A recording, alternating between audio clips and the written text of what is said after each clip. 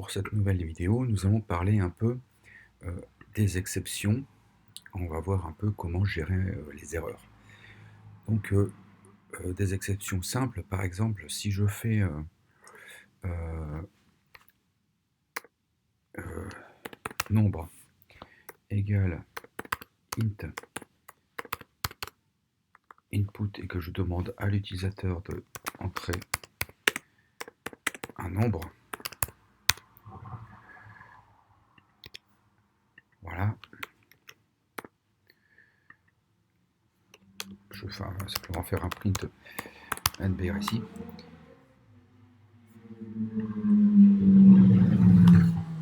Voilà.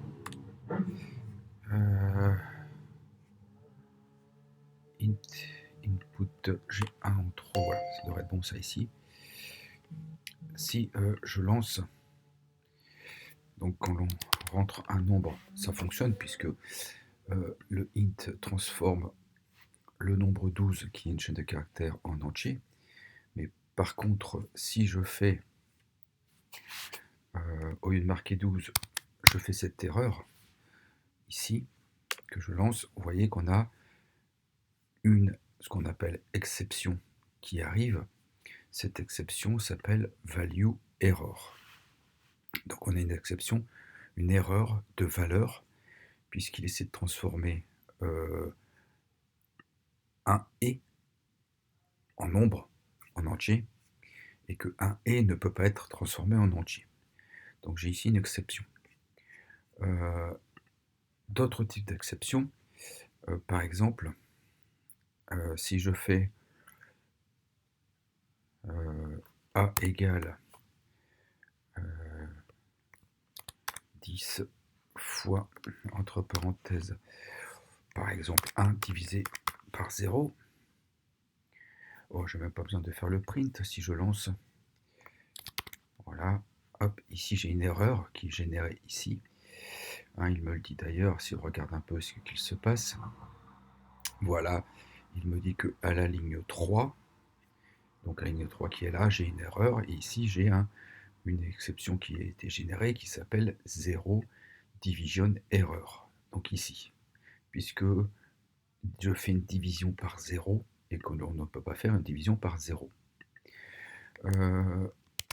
On peut avoir d'autres types d'erreurs. Si je fais par exemple a égale 4 plus test x 3 et que je lance ça, voilà, j'aurais dû enlever la première partie, c'est pas grave. Ici, on voit qu'il me dit qu'à la ligne 4, ici, j'ai une erreur. Il me dit que test n'est pas défini, puisque avant, je n'ai pas mis un nombre, par exemple, dans test. Et l'erreur, c'est name error. On a donc ici encore un autre type d'erreur. Encore peut-être un dernier exemple. Si je fais a égale, par exemple, 3 plus 4, que je lance ça ici, j'aurais dû commenter le début, mais c'est pas grave. Ici, il me dit une autre erreur, can only concatenate string avec des strings et pas des int, puisque ici j'ai une chaîne de caractères et j'essaie de plus concaténer avec 4, puisque comme il voit en premier une chaîne de caractères, il pense qu'on va concaténer des chaînes. Et donc j'ai un autre type d'erreur qui s'appelle type error. Et donc, à chaque fois, on peut voir le type d'erreur. Quand on a une erreur, si on veut tout gérer. On va pouvoir gérer un peu cela en utilisant, alors je vais peut-être retirer tout ça, en utilisant donc l'instruction try et except. Par exemple, je vais faire try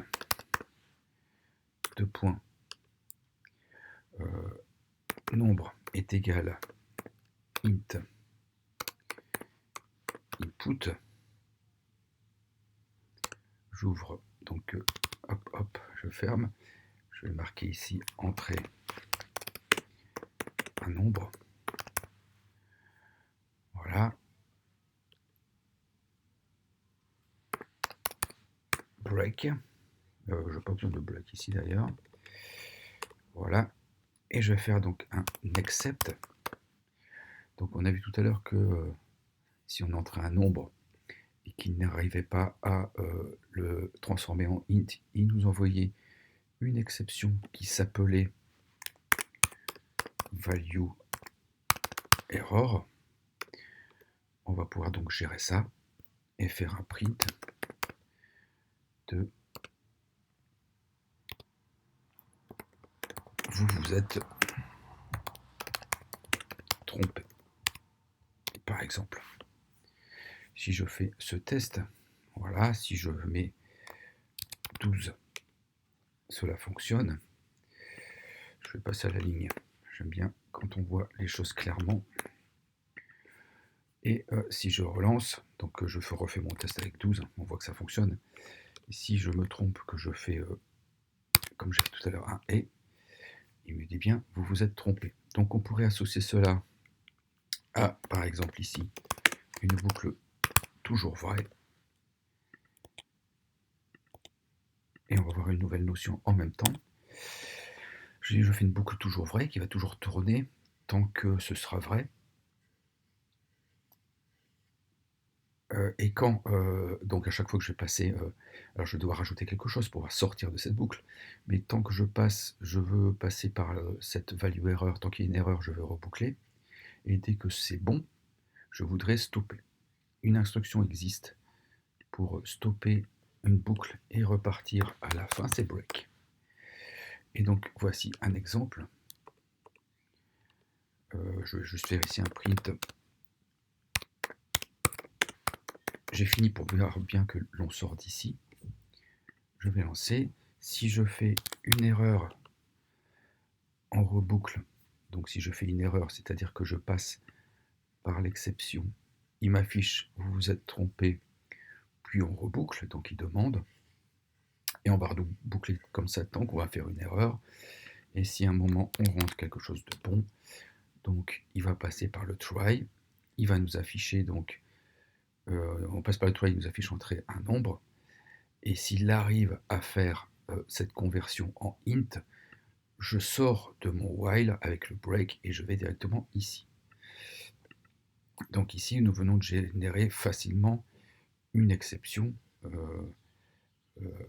de value error. On peut donc gérer n'importe quelle exception assez facilement. Hein. Il suffit de connaître les erreurs. Donc il suffit de faire comme j'ai fait avant. On génère l'erreur, on voit comment elle s'appelle. Hein, je peux le refaire ici, mais on génère l'erreur. Si je fais par exemple A égale test plus 3, voilà, et que je marque 12, et après il va sortir, il va dire j'ai fini, il va passer par test égale 3, on voit qu'il nous dit name error. Donc je pourrais faire ici un autre try avec ça ici, et un accept qui va nous dire vous vous êtes trompé, vous avez trompé sur le nom du ou comment dire la définition de cette variable. Et donc on pourra utiliser ça pour toutes les manipulations que l'on peut faire où l'on veut gérer l'erreur. Et donc maintenant, à partir de maintenant, dans les autres vidéos, nous pourrons, à chaque fois que l'on en aura besoin, aller voir l'erreur et gérer cette erreur avec un try et accept.